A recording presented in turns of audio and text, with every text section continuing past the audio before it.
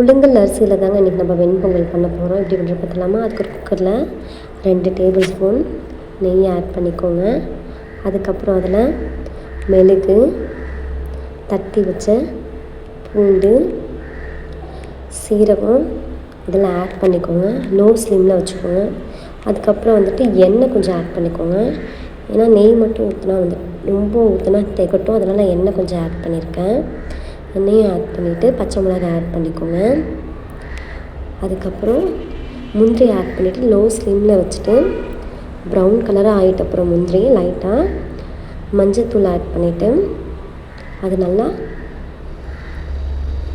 Mix பண்ணிக்கோங்க. அதுக்கப்புறம் நான் 1 கிளாஸ் அரிசிக்கு 2 டம்ளர் தண்ணி ஆட் பண்ணியிருக்கேன். அதுக்கப்புறம் பருப்பு 1/4 கிளாஸ் ஆட் பண்ணியிருக்கேன். அதுக்கு 1 கிளாஸ் தண்ணி ஆட் பண்ணியிருக்கேன். இன்னும் கொலன்னு வேணும்னா இன்னும் 1/2 கிளாஸ் தண்ணி ஆட் பண்ணிக்கலாம். உப்பை ஆட் பண்ணிக்கோங்க. உப்பை ஆட் பண்ணிவிட்டு அதை நல்லா மிக்ஸ் பண்ணிக்கோங்க. தண்ணி கொதி வந்துட்ட அப்புறம் வாஷ் பண்ணி வச்ச அரிசியை ஆட் பண்ணிக்கோங்க. ஆட் பண்ணிவிட்டு நல்லா மிக்ஸ் பண்ணிக்கோங்க. அதுக்கப்புறம் கொதி வரும்போது குக்கர் மூடி போட்டு புழுங்கல் அரிசி அப்படிங்கிறதுனால 4 விசில்ஸ் விட்டால் போதும். அதுக்கப்புறம் விசில் அடங்கினதும் ஓப்பன் பண்ணி பார்த்தீங்க அப்படின்னா சூப்பராக வந்திருக்கும். அதுக்கப்புறம் அது மேலே பெருங்காயத்தூளும் கருவேப்பிலையும் ஆட் பண்ணிக்கோங்க. அப்போ தான் நல்லா வாசனையாக இருக்கும். தேவைப்பட்ட நெய் கூட ஆட் பண்ணிக்கலாம். நான் நெய் ஆட் பண்ணலை, ஃபஸ்ட்டு ஆட் பண்ணிட்டேன். அதுக்கப்புறம் இதை நல்லா மிக்ஸ் பண்ணிக்கோங்க.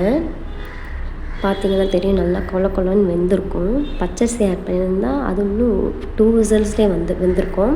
பட் நான் புழுங்கல் அரிசி தான் எப்போவுமே நான் வீட்டில் யூஸ் பண்ணுறேன். ஸோ வந்துட்டு இது நல்லாயிருக்கு, நல்லா வெந்திருக்கு. அதுக்கப்புறம் இதுக்கு நான் சட்னி கடலக்கொட்டை சட்னி பண்ணியிருக்கேன். இதுக்கு கடல சட்னி நல்லா சூட் ஆகுங்க, நல்லா டேஸ்ட்டாக இருக்கும். இது கூட தொட்டு சாப்பிட்டா நான் கடலக்கொட்டை சட்னி ஆட் பண்ணி செஞ்சுருக்கேன். இதையும் அதில் ஊற்றிட்டு சாப்பிட்டு பாருங்கள், டேஸ்ட் அல்டிமேட்டாக இருக்கும். என் குழந்தைங்களுக்கும் இது தான் நான் கொடுத்துட்ருக்கேன். அவங்களும் இதை நல்லா விரும்பி சாப்பிடுவாங்க. நீங்களும் இந்த மாதிரி ட்ரை பண்ணி பார்த்துட்டு சொல்லுங்கள். நெக்ஸ்ட் வீடியோவில் பார்க்கலாம். டாட்டா, பாய் பாய்.